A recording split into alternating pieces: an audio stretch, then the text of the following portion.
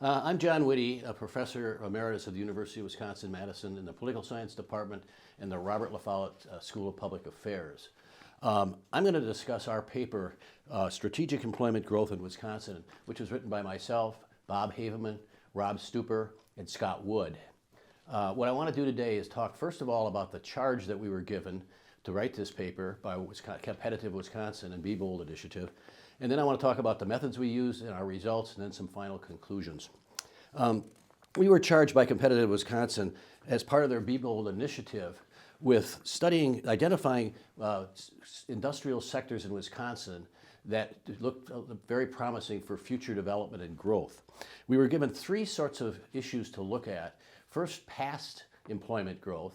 Secondly, contributions to wealth in the future, and then future employment growth. Those are the three variables or factors that we were looking at in terms of trying to identify sectors for the state of Wisconsin to concentrate on. Now, the methods we used was we used statistics from the Bureau of Labor Statistics, and we looked first of all at past employment growth by sector. That was from 1997 to 2010. And then we used future employment growth from 2010 to 2020. Those were estimates that were made, again, by the Bureau of Labor Statistics with some work also from Wisconsin agencies.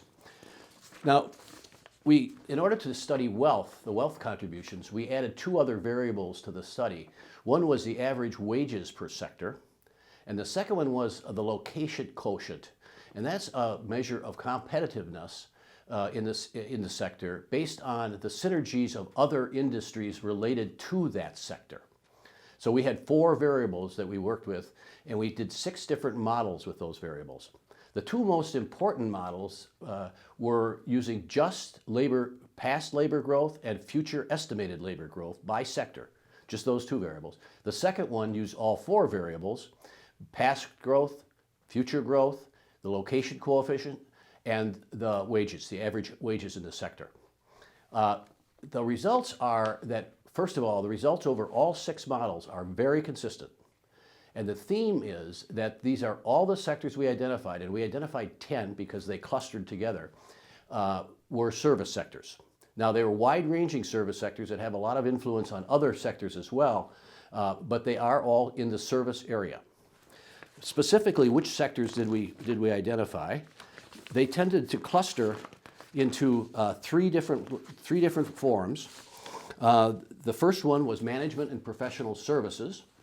That included administrative and support systems, professional, scientific, and technical services, such as EPIC, management of companies and enterprises, which is very useful because it's an entrepreneurial sector, and insurance carriers and related activities.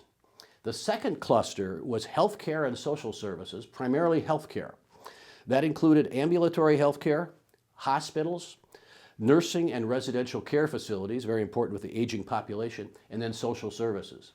And the final cluster was leisure and recreation services. One was a very small sector, amusement, gambling, and recreation industries, casinos. The second was a very large sector, food services and drinking places, restaurants and bars. They had the largest growth of any employment sector in the state of Wisconsin, and also the largest projected growth. Now, let me just make some notes on all of these different sectors. First of all, they cover a range. The restaurant sector, for example, and the bar sector, those are very low-paid jobs, many of them. On the other hand, they're entry-level jobs and jobs that youth can get. So our young people in Wisconsin can get a leg up on the employment market. For example, they're advertising now for 15-year-olds on the McDonald's stand here in the McDonald's restaurant here in Madison, Wisconsin. There's also another set of sectors, however, that are very high paid and have been here for a long time, such as insurance companies. The insurance sectors are very highly paid, $75,000 and larger. And the managerial and the professional technical services are also very highly paid and middle-level numbers of jobs. There's another aspect to these sectors that's important. While some of them are new, some of them are very much related to traditional sectors in Wisconsin. For example, insurance.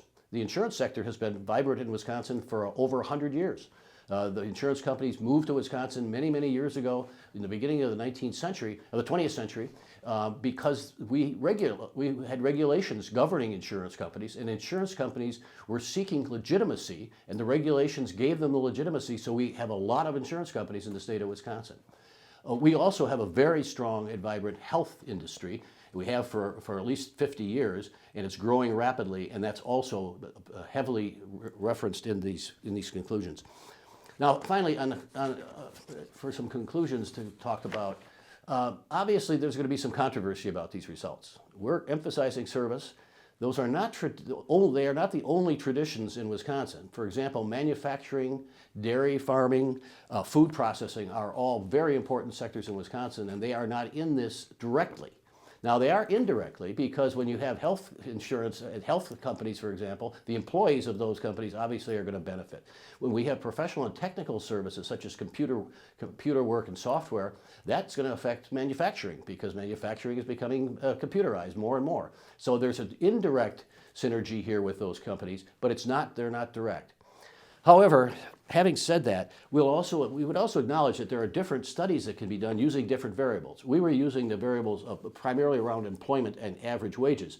If you use such things as increasing productivity of sectors, you'd get different results than we would get. However, having said that, I do want to end by saying one thing. We are very confident of these results. These sectors came up over and over again, no matter how we modeled the data. So we're very certain, and we think that the service sectors are a very important aspect of future economic growth in the state of Wisconsin. Thank you.